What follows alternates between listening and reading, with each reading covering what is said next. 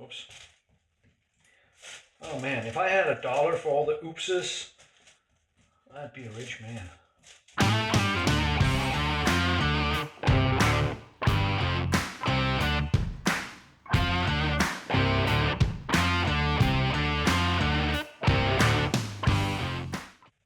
Greetings, you all. I know that I've been neglecting my workshop a little bit lately, and by extension these videos, but at least I can take you to the other workshop, the other makerspace, which I'm also kind of neglecting, but at least I have to eat every day, so I come here. I thought I'd just share with you one of my quick and dirties from the cooking space.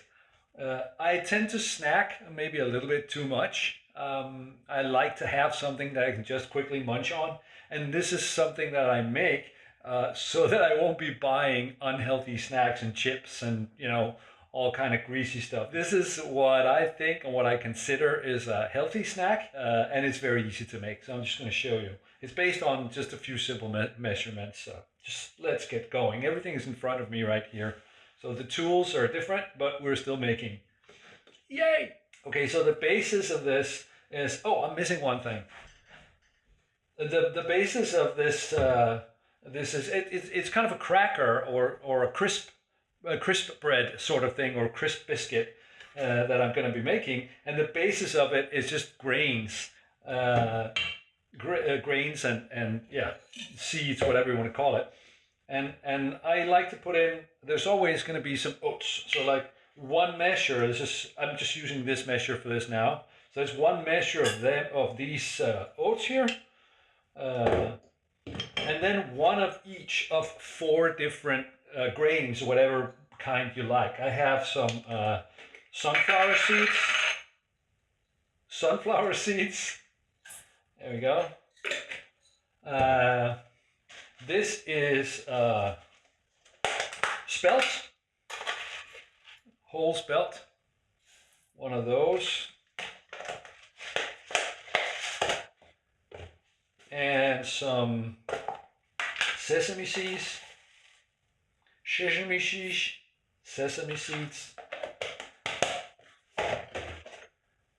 and some linseed seeds. So that's 4 different kinds, plus the oats. And then to make it sort of bakeable and stick togetherable, I need a little bit of flour. So it's just regular wheat flour, white wheat flour. So 1, 2, 3.5. It's not, doesn't have to be that accurate, but like 3.5 measures of flour, regular flour. A little bit of salt, 2 measures of these tiny ones here. So if the size difference is, if this was a deciliter, it's actually a half. But if this was a deciliter, this is a teaspoon. So 2 of those. A little bit of baking powder. 1 of those. I'm just going to mix it up a little bit, all the dry stuff here, because now we're getting wet. Now you could just basically add water to this until the consistency is to your liking, and then bake it.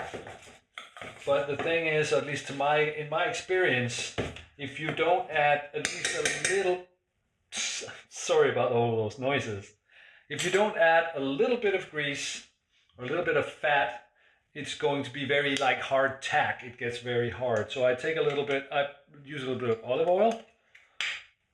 Just like in this case, it's like a tablespoon, like so.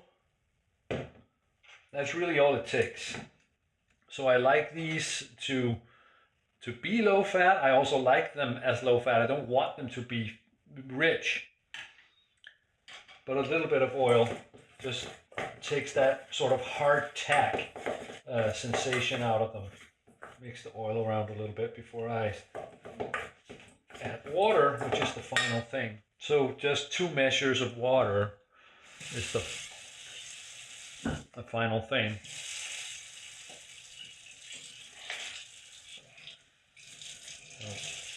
So 1, into, and that should fit with the quantity to give it a nice consistency. Of course, you can always adjust the water so that you get the consistency you want. Now this isn't, it's not a dough in the sense that you get it out and knead it. It's more like it would be okay if it was even softer than this, almost like a porridge. That's still okay. I mean, I'm gonna keep it, I'm not gonna add more water to make it even softer, but I'm not gonna try and turn it into a kneadable dough either, because it's not that kind of dough. This is fine. So everything is mixed up nice and even, which is also easy, especially, whoops, especially if you mix the dry stuff first. If you put water in without, or the wet stuff in without mixing the dry stuff first, this can be a little bit of a workout, I believe. So that's why I do it that way. Now it seems nice and uniform, and that's all it needs to be. No need for kneading. And then all I have to do is get it on some baking paper so that I can bake it. Now, and you can see, actually, hot tip, I reuse these. You can bake on one of these a few times in a row. I did some Christmas cookies on this last weekend. So this comes out like that, just in a big wad or lump, whatever you're going to call it. Because the trick now, actually what I'm about to show you is not a trick. It might even be cumbersome, but I haven't found a better way. This is the way that I do it. You want this spread out as thin as you can, because we're making these like Crispies, like I said, crisp biscuits. So this has to come out as thin as it'll go.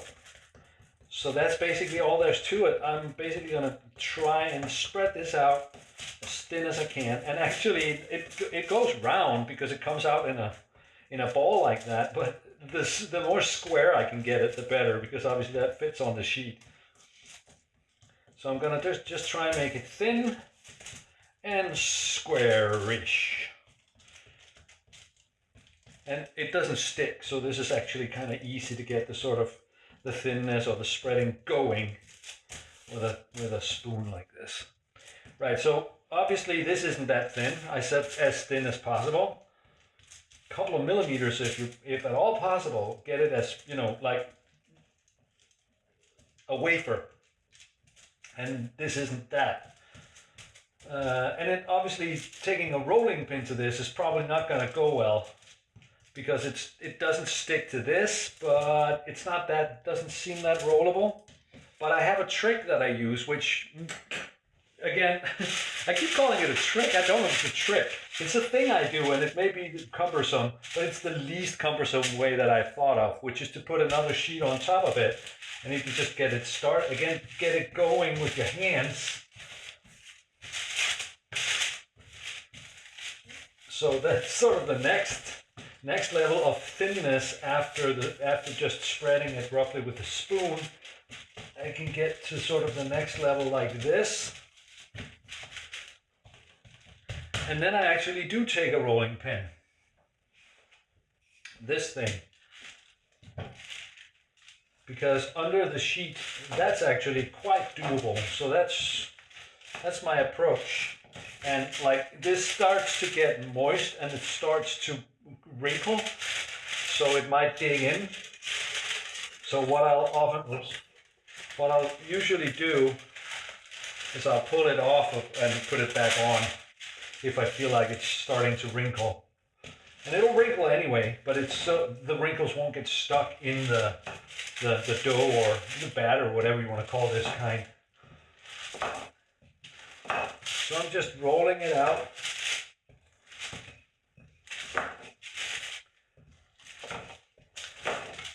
As thin as I am comfortable with. And as you can see, like if I spread this out like a round thing, I'm wasting all this space to distribute the dough stuff into. So I can make it, by making it square and and using the space better, I can also make it thinner. And one thing I also, when it starts to wrinkle underneath, sometimes I'll just pull it so that it doesn't wrinkle up into the dough from underneath.